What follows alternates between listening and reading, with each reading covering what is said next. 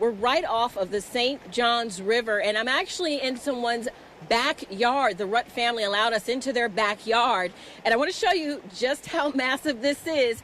This is actually grass that I'm standing on right now, and if you look to your right, you see the St. Johns River right in front of you. It's another step moving in the right direction towards getting body cameras. But when it happens, body cameras typically about this size, maybe 1 to 3 inches. And once they finally have them, it will capture everything along the way. It right here. Let's take a look. And this is in the living room, partially in the kitchen, and you can see just how that tree came through and destroyed the midsection of their roof. Drugs have been a problem there for years. Jenese? They were not surprised by the arrest, Joy. In fact, I'm standing on Main Street. It's a street that in these 100+ pages of police reports, it proves that Main Street is known as a place where you can go and buy or sell drugs. It's within these woods that they have been searching throughout the entire day, looking for that 20-year-old University of North Florida student. We had a chance to talk with the family earlier today. They say that they are still full of hope, but they are exhausted. Been told it's going to take approximately 6 hours to get this mammal out in a very unusual space. Normally they migrate south during this time of year, but as you can see, an entire crew is here. They do plan on doing some construction to break up a part of the ground so that the manatee can then swim a little further up and then extract the manatee out from up under the ground. But again, this could take about 6 hours. Tark, yes, I spoke with Donnie Hafe, who says he lived with the gentleman, Kyle Benjamin. He says normally he might see Benjamin on his phone, but he never would have thought his roommate would be accused of going on an app like Meet Me to meet and solicit children for sex. 50-year-old Anthony Smith was working up in this man bucket you see here. He was working in that, preparing to paint this building when he hit the first power line you see there of the 3. Jenese, what have you been able to find out about this new charge?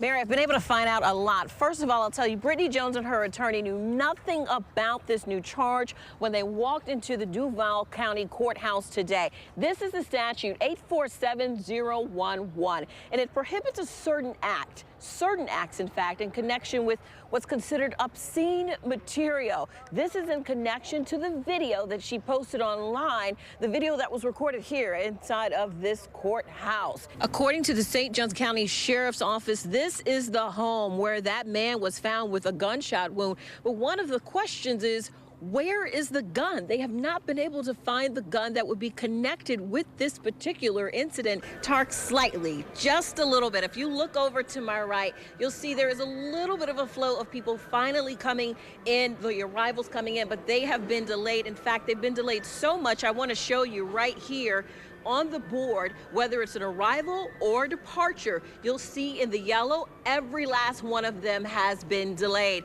If you look up at the top for the arrivals, you'll see, for instance, that you may have had an arrival that was supposed to happen at noon. Now it's arriving at 3:50. Mary, Ruthine Tukes was the backbone of her family, and now they're devastated. They're asking the question why of her boyfriend.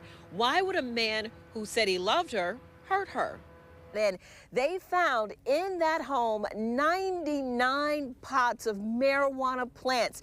But this all happened just across the street from a daycare. We're finding out more information about why police came to this home and began digging into Russell Tillis's yard. If you take a look, though, for me, another part of this story, his neighbors are very upset because, as you can see, from left to right of this entire property, it just looks like a bunch of garbage. Today's town hall was called Resistance Recess, and they have this chair here reserved for the Congressman John Rutherford, saying they're disappointed that he's not here to hear their concerns. A crowd of chants. Where is John? And a difference of opinion.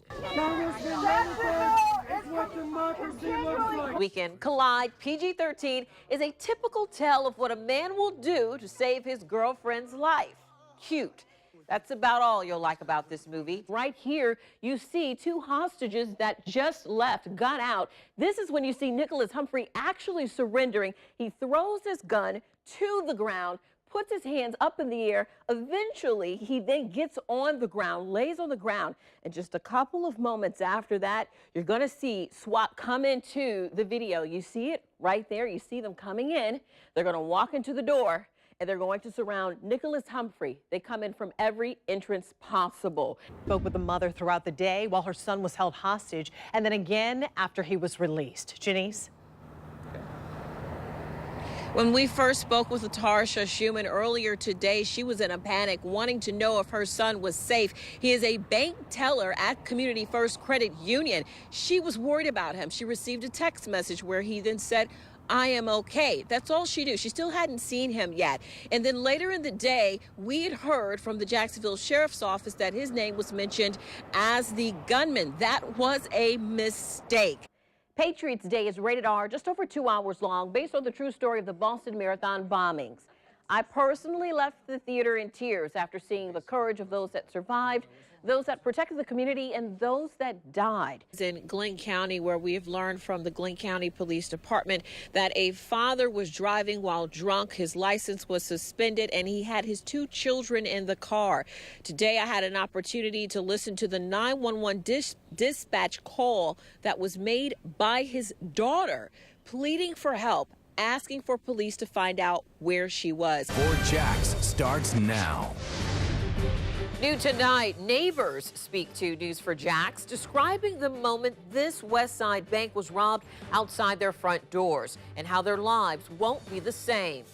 I was telling Rebecca earlier, I had a chance to go to the beach and it was really windy. So when I recorded it, I said, hey, folks, you know, we get sand blowing in our faces, but some folks are going to be getting snow. Exactly. And those temperatures mark the beginning of change on our way, affecting your work week. Winter is not over, and this will be the longest cold stretch of the season. Rebecca Berry, she's been tracking it. And this just in the past few hours, we've learned police have arrested 2 men wanted for murder in the shooting death of a man on the south side. Detectives say Keith Hines and Deshaun Robertson shot 30-year-old Dante Alston last November. He later died at the hospital. The White House is expected to reveal tomorrow a new executive order on a so-called entry ban. The order will revise a previous version that was blocked by a federal court.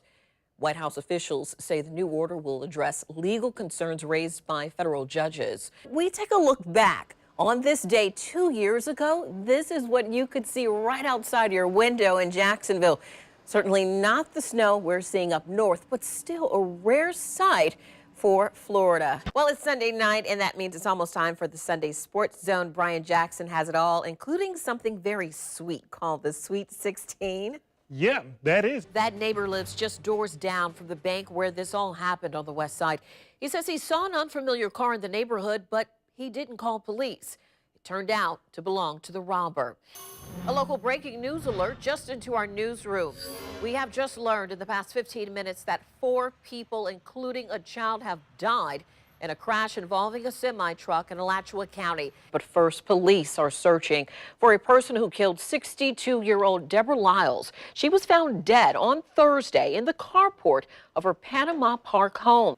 It was the play of the season. The Gators beat out the Wisconsin Badgers in overtime on the basketball court, 84-83. And to say every second counts, well, that would be an understatement. President Donald Trump says, do not worry after his health care proposal was pulled. He says a plan can still be put together. On Friday, Congress failed to pass the Republican health care reform. Now, in a town hall today, Republican Senator Lindsey Graham said the president needs to reach across party lines and work with Democrats.